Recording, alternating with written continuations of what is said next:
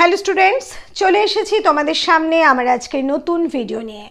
আমার আজকের ভিডিওতে আমি 2024 আইসিএসসি বাংলা প্রশ্নপত্রের প্যাটার্ন নিয়ে আলোচনা করতে এসেছি। তোমরা বহুদিন ধরে আমাকে এই টপিকটা নিয়ে আলোচনা করতে বলছিলে, কিন্তু তোমাদের অন্যান্য টপিকের জন্য আমি এই টপিকটা নিয়ে আলোচনা করিনি। তাছাড়া প্যাটার্ন নিয়ে তোমাদের অবশ্যই একটা জ্ঞান থাকা দরকার, ঠিক কথা। তবুও আজকে এই পরীক্ষার একেবারে শিওরে সংক্রান্তি যখন অবস্থা, তখন প্যাটার্ন নিয়ে অত চিন্তা করার কিছু নেই। শুধুমাত্র আজকের ভিডিওটা প্রথম থেকে শেষ পর্যন্ত ভালোভাবে দেখে তোমাদের বিষয়টা একটু সড়গড় করে নেবে, আর যেমন পড়াশোনা করেছো তেমন পড়াশোনা করেই তোমাদের এক্সামটা তোমরা দিতে যাবে। যাই হোক, আমরা অবশ্যই শুরু করব আমাদের আজকের বিষয়।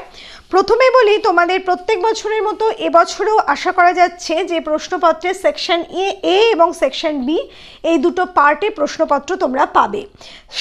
সেকশন এতে তোমরা টেক্সটের কোনো বিষয় পাও না, সেখানে তোমাদের আনসিন সমস্ত কিছু থাকে। যেমন 1 নম্বরে তোমরা প্রবন্ধ বা রচনা পাবে, যেটা 200 থেকে 250 ওয়ার্ডসের মধ্যে তোমাদের লিখতে হবে। এক্ষেত্রে বলি, তোমরা অনেকেই আমাকে প্রশ্ন করো 200 to 250 ওয়ার্ডস বলতে কত পাতা, সেটাও বলে রাখছি। তোমরা মোটামুটি 2 পাতা থেকে 2.5 পাতা রচনাটা লেখার চেষ্টা করবে। একেবারে 1 পাতা বা 1 পাতা 2-3 লাইন এরমভাবে কিন্তু শেষ করে আসবে না। আর যদি খুব ছোট ছোট হ্যান্ডরাইটিংও হয়, তাহলেও অন্তত 1.5 পাতা লেখা অবশ্যই উচিত। যাই হোক, এই 200 to 250 যে প্রবন্ধটা থাকে, সেখানে তোমাদের 15 মার্কস থাকে। আর এই প্রবন্ধতে তোমরা 4টে অপশন পাবে। মোটামুটি 4টে অথবা 5টা তোমাদের প্রবন্ধ বা রচনা দেওয়া হয়। সব রকমের রচনা মিশিয়েই দেওয়া হয়। সাম্প্রতিক কোনো ঘটনা নিয়ে রচনা আসতে পারে, আত্মকথামূলক রচনা আসতে পারে, অথবা তোমাদের কোনো প্রবাদ প্রবচন তুলে মানে সেই বিষয়টার ওপর লিখতে বলা হতে পারে, অথবা তোমাদের ঋতু বৈচিত্র্য, মানে আমাদের বাংলার ঋতু, কিংবা তোমাদের এই যে বিভিন্ন সামাজিক উৎসব, বিদ্যালয়ের বিভিন্ন সাংস্কৃতিক অনুষ্ঠান, যে কোনো বিষয়ের রচনায় কিন্তু আসতে পারে। কোনো বিষয়ের আসবেই বা কোনো বিষয় আসবেই না এমন করে কিছু বলা যায় না। পরবর্তী 2 নম্বরে যে প্রশ্নটা তোমরা পাবে, সেটা হচ্ছে চিঠি বা পত্র লিখন। সেখানেও তোমরা অপশন পাবে। 2টো চিঠি তোমাদের দেওয়া হবে, একটা হচ্ছে ফর্মাল আর একটা হচ্ছে পার্সোনাল। এই ফর্মাল বা পার্সোনাল লেটারের মধ্যে যে কোনো একটা তোমরা চুজ করতে পারো এবং যে কোনো একটা লিখতে পারো। দুটো ক্ষেত্রেই কিন্তু মার্কসের মানে মার্কস থাকে 7।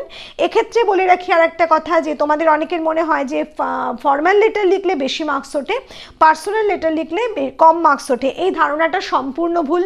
প্রত্যেকটা লেটারের ক্ষেত্রেই তোমরা যদি ফরম্যাট ভালো করে লিখে আসতে পারো এবং ভেতরের বিষয়বস্তু সঠিক থাকে, তাহলে ফুল মার্কস তোমরা যে কোনো লেটারেই পেতে পারো। এরপর আমরা যাব 3 নম্বর কম্প্রিহেনশনের বিষয়ে। কম্প্রিহেনশন এই বিষয়টাতে তোমরা 10 মার্কসের 5টা প্রশ্ন, মানে 10 মার্কস থাকবে টোটাল, আর 2 মার্কসের 5টা প্রশ্ন পাবে। সেখানে তোমাদের একটা প্যাসেজ দেওয়া হবে, সেই প্যাসেজটা থেকে তোমাদের প্রশ্ন করা হবে। এক্ষেত্রে বলি, কিছু গ্রামারের প্রশ্ন অনেক সময় করা হয়, যেমন ওই প্যাসেজে ব্যবহৃত কোনো শব্দ দিয়ে দেওয়া হয়, সেই শব্দের বিপরীত শব্দ লিখতে বলা হয়। কখনো ওই প্যাসেজ থেকে কোনো একটা শব্দ তুলে দেওয়া হয়, সেই শব্দের সমার্থক শব্দ লিখতে বলা হয় কিংবা অর্থ লিখতে বলা হয়। এই ধরনের প্রশ্ন কিন্তু পেলেও পেতে পারো। আর 2 মার্কসের যে প্রশ্নগুলো থাকে, সেখানে তোমরা 2 থেকে 3 লাইনের বেশি কিন্তু লেখা লিখতে যাবে না। বেশি বিস্তারিত লেখার কোনো প্রয়োজন নেই। আর যদি বাধ্য হও কখনো, অনেকটা ধরো দেখো কোনো কিছুর বর্ণনা বা কিছু থাকে, সেক্ষেত্রে কোনো পয়েন্টস বাদ না দিয়ে লিখবে। সেক্ষেত্রে যদি 4 লাইনও হয়ে যাবে, অসুবিধে নেই। কিন্তু তার মানে 2 মার্কসের ক্ষেত্রে প্রত্যেকটা 4 লাইনের আনসার হবে এমনটা কিন্তু নয়। এবার চলে যাব 4 নম্বরে গ্রামার পার্ট বা বাংলা ব্যাকরণ।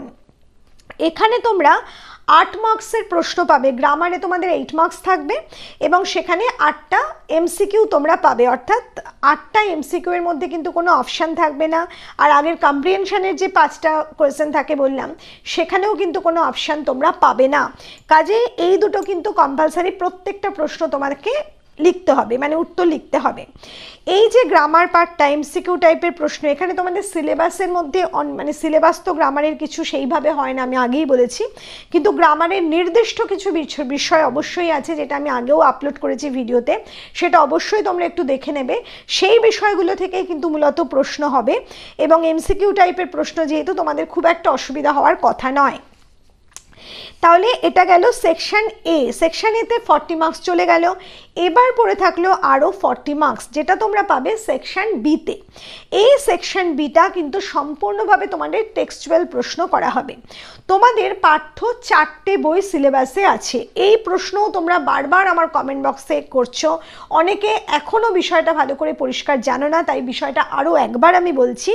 তোমাদের এই সেকশন বিতে 4টে বুক তোমাদের অপশনাল হিসাবে থাকে, তার থেকে যে কোনো দুটো বুক তোমাদের চুজ করতে হয়। সেই দুটো বুকের মধ্যে থেকেই মোট 4টে প্রশ্নের উত্তর লিখতে হয়। প্রত্যেকটা প্রশ্নের মান হচ্ছে 10 মার্কসের টোটাল 12টা প্রশ্ন এই 4টে বই থেকে করা হয়। প্রথম যে বিষয় সেটা হচ্ছে সংকলিতার গদ্য। সংকলিতার গদ্য বলে হেডিং পাবে।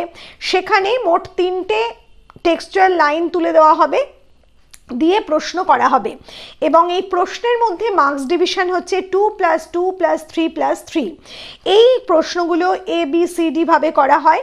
এবং এই 4টে যে প্রশ্ন করা হয়, মানে ডিভিশন করা থাকে, সেই ডিভিশনের মধ্যে যে 4টে প্রশ্ন করা থাকে, সেই প্রশ্নগুলো তোমাদের ওই যে লাইনটা তুলে হয়, সেই লাইনটা সম্পর্কিতই প্রশ্নগুলো 4টে থাকবে, এমনটা নাও হতে পারে। প্রথম যে দুটো প্রশ্ন থাকে সেটা অনেক সময় লেখক পরিচিতি থেকে আসতে পারে, অথবা তোমাদের মূল গ্রন্থ বিষয়ের কোনো প্রশ্ন হতে পারে, কোনো রকমভাবে মিনিংয়ের প্রশ্ন হতে পারে, ওই গদ্যের ওপরে বিভিন্ন রকমের প্রশ্ন কিন্তু হতে পারে। কাজেই তোমরা যে গদ্যগুলো তৈরি করবে সেগুলো অবশ্যই কমপ্লিট করবে। সমস্ত লেখক পরিচিতি থেকে শুরু করে সমস্তটাই ভালোভাবে তৈরি করবে। আর লেখক পরিচিতি থেকে কী ধরনের প্রশ্ন আসে সেটাও আমি বলে দিয়েছি। যারা আমার থেকে PDF নোটস কিনেছো তারা নিশ্চয়ই দেখেওছে উত্তর কী ধরনের প্রশ্ন আসে।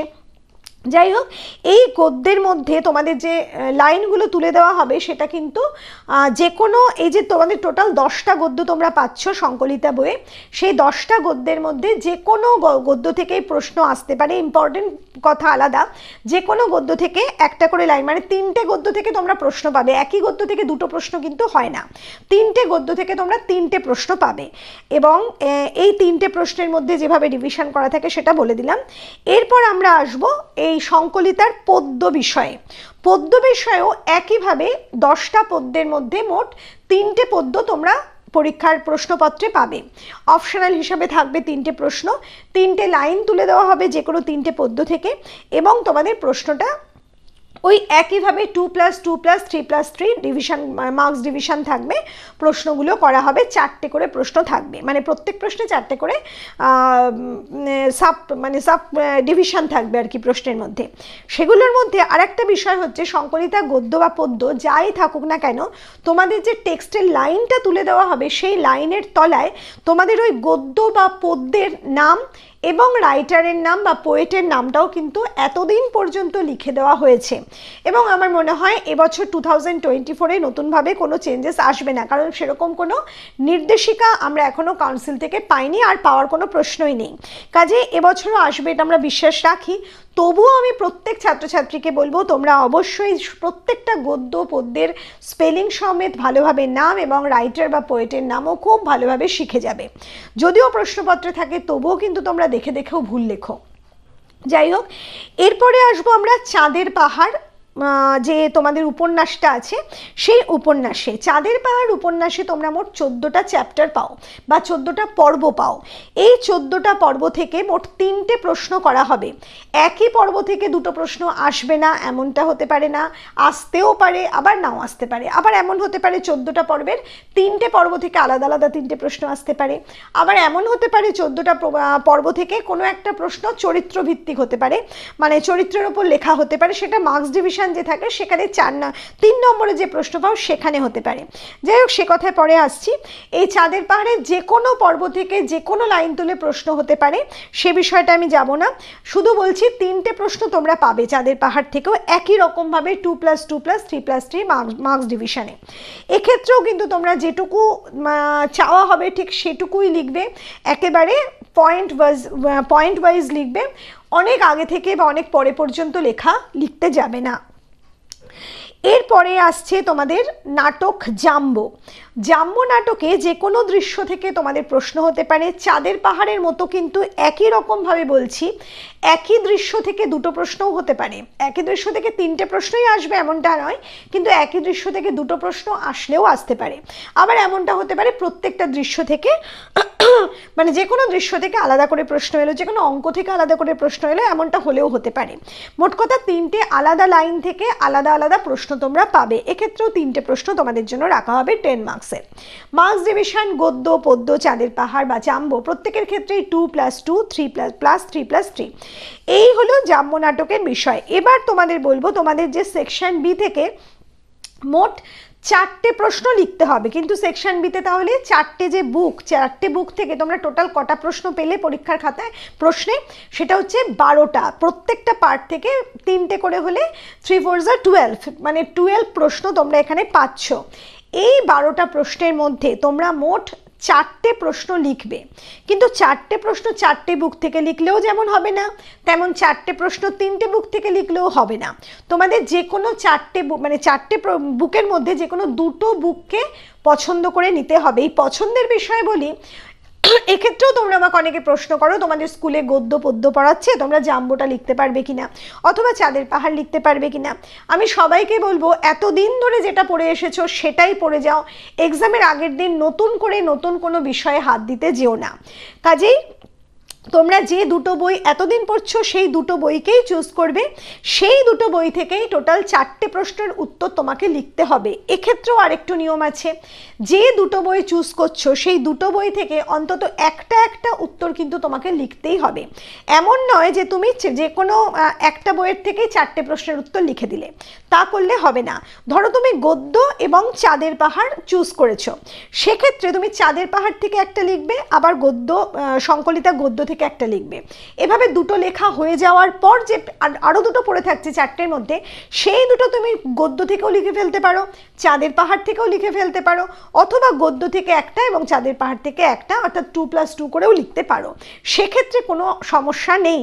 কিন্তু দুটো বই থেকে তুমি ধরো কম, অনেকের ক্ষেত্রে হয় অনেক সময় যে তোমাদের যে 4টে প্রশ্নের উত্তর লিখতে দেওয়া হয়েছে তার মধ্যে 3টে তুমি কমন পেয়েছো, ভালো করে পড়ে যাওনি, 3টে কমন পেয়েছো আর একটা পাওনি, তখন তুমি কি করলে আরেকটা বই থেকে আরেকটা প্রশ্নের উত্তর লিখলে। এটা যদি করো তাহলে কিন্তু কোনো রকমভাবেই তুমি মার্কস পাবে না। যে কোনো দুটো বই চুজ করা হবে, সেই দুটো থেকেই তুমি মার্কস পাবে। তোমরা যেটা করতে পারো সেটা হচ্ছে তোমাদের লিখতে দেওয়া হয়েছে যে কোনো 4টে প্রশ্নের উত্তর, তোমরা 4টের জায়গায় 5টা প্রশ্নের উত্তর লিখে আসতে পারো, কিন্তু ওই দুটো বই থেকেই তোমাকে লিখতে হবে। এই যে 5টা প্রশ্নের উত্তর তুমি লিখে আসলে তখন তুমি যে মার্কসটা পাবে 5টা প্রশ্নের মধ্যে, তখন তোমার বেস্ট মার্কসটা, মানে বেস্ট যে 4টে উত্তর তুমি লিখেছো সেই 4টে উত্তরের মার্কসই কিন্তু ধরা হবে কাউন্টিংয়ে। কাজেই তোমার যদি মনে হয় যে কোনো একটা প্রশ্নের উত্তর 10 মার্কস তুমি খুব একটা ভালো করে লিখতে পারোনি, তাহলে তুমি আরেকটা প্রশ্নের উত্তর লিখে আসতে পারো যদি সময় পাও। সময় না পেলে তাড়াহুড়ো করে কিছু করতে হবে না, কিন্তু 5টা প্রশ্ন লিখে আসলে তোমাদের 4টে বেস্ট আনসারই নেওয়া হবে। এটা আমি নির্দিষ্ট করেই বলতে পারি। অনেকে বলছে, আমাকে প্রশ্ন করেছে, আমি দেখেছি যে প্রথম 4টে প্রশ্নের উত্তর নেওয়া হয়, তোমাদের স্কুল থেকে বলেছে, কিন্তু এটা একেবারে ভুল ধারণা। প্রথম 4টে নয়, বেস্ট 3 আনসার নেওয়া হয়। তোমরা যে 3টে আনসার খুব ভালো করে লিখবে সেই 3টে আনসারই কিন্তু নেওয়া হবে। যাই হোক, এই গেল কোয়েশ্চেন প্যাটার্ন বিষয়কিত বিষয়ের সমস্ত তোমাদের যাবতীয় প্রশ্নের উত্তর। তাহলে চলো আমরা আজকের ভিডিও এখানেই শেষ করব। খুব তাড়াতাড়ি তোমাদের সামনে হাজির হব তোমাদের এই প্রশ্নপত্রের টাইম ম্যানেজমেন্টের উপর একটা ভিডিও নিয়ে। খুব ভালো থেকো।